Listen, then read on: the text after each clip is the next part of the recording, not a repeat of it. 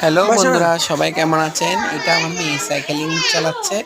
তো ওর সাথে যারা সাইকেল চালাচ্ছে তারা হচ্ছে সবাই ওর ভাইপুত, ভাইজি, ভাগিনা এরকম। কারণ এগুলো হচ্ছে সব আমার জ্যাঠাতো ভাই বোনদের মানে ছেলে মেয়ের ছেলে মেয়ে। তো সেক্ষেত্রে সম্পর্ক ভাইপুত হয়। কারণ ওরা সবাই আমার জ্যাঠাতো ভাই বোনরা সবাই আমার বড় ছিল, সেই জন্য।